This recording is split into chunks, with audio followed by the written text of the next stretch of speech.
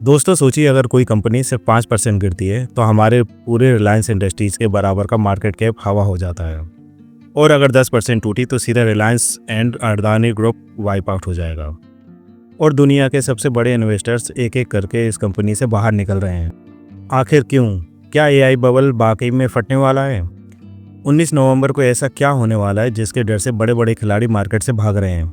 इसी सवाल को हम पूरा इस वीडियो के अंत में समझेंगे। नमस्कार दोस्तों, स्वागत है आपके पसंदीदा चैनल भारत मनी टॉक्स में। आज की वीडियो सिर्फ एक न्यूज़ नहीं है, बल्कि आने वाले समय में आपके इन्वेस्टमेंट को सीधे प्रभावित करने वाली एक बहुत बड़ी कहानी है। दोस्तों, हम बात कर रहे हैं एनवीडिया कंपनी की, जिसने हाल ही में $5 ट्रिलियन के वैल्यूएशन को छू लिया। इतिहास में इससे पहले किसी कंपनी ने इतने बड़े नंबर को नहीं देखा है। इसकी असली वजह क्या है? इसकी असली वजह है एआई, जिससे जीपीयूज़ की डिमांड आसमान पर है। डेटा सेंटर्स में जल्दी कैपेसिटी बढ़ाया जा रहा है। हर टेक कंपनी एआई की रेस में लगी हुई है। लेकिन जितनी तेज़ी से एनवीडिया ऊपर गया है, उतनी ही तेज़ी से अब सवाल उठने लगे हैं, क्या ये सब असली ग्रोथ है या एक ओवरहीटेड बबल? अब सबसे बड़ा सवाल ये आता है दोस्तों कि बड़े इन्वेस्टर आखिर क्यों निकल रहे हैं। तो सबसे पहला नाम आता है माइकल बरी का, दी बिग शॉर्ट वाले भैया। इन्होंने एनवीडिया और प्लांटियर में भारी शॉर्ट पोजीशन बनाई है। शॉर्ट पोजीशन का मतलब है कि उन्हें उम्मीद है कि इस स्टॉक में भारी गिरावट आएगी। दूसरा है सॉफ्टबैंक, टेक दुनिया का सबसे बड़ा इन्वेस्टर, जिसने हाल ही में $5.83 बिलियन का एनवीडिया स्टेक को पूरा बेच दिया है।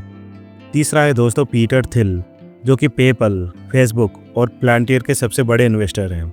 उन्होंने भी करीब $100 मिलियन का एनवीडिया स्टॉक को निकाल दिया है। दोस्तों, ये तीनों खिलाड़ी मार्केट के सबसे बड़े जानकार हैं। जब तीनों एक ही दिशा में निकलते दिखे तो समझिए कि कोई गहरी चाल चल रही है। दोस्तों, पिछले कुछ दिनों में एनवीडिया में एक दिन में 1% की गिरावट आई है, 5 दिनों में 3.5%, और अपने टॉप लेवल से ये 9 से 10% तक गिर चुका है। दोस्तों, ये केवल छोटी गिरावट नहीं है, क्योंकि एनवीडिया के 1% की गिरावट से अरबों खरबों डॉलर वाइप आउट हो जाते हैं। और ऐसी कंपनी में गिरावट अकेले नहीं आती। एआई स्टॉक जैसे प्लांटियर, सुपर माइक्रो, एएमडी, सब पर इसका असर पड़ता है। दोस्तों, अब आता है असली पॉइंट। 19 नवंबर को एनवीडिया अपने क्वार्टरली रिजल्ट को घोषित करने वाला है, और मार्केट में जितनी भी बेचैनी है वह सिर्फ इसी रिपोर्ट की वजह से है। क्यों जरूरी है ये डेट? एनवीडिया का वैल्यूएशन आसमान पर है। उसी लेवल को जस्टिफाई करने के लिए कंपनी को एक्सप्लोसिव ग्रोथ यानी धमाकेदार रेवेन्यू दिखाना होगा। अगर नंबर्स थोड़े भी कमज़ोर आए तो पूरा मार्केट नीचे आ सकता है। इसीलिए दुनिया भर के इन्वेस्टर्स इस डेट को रेड अलर्ट मान रहे हैं।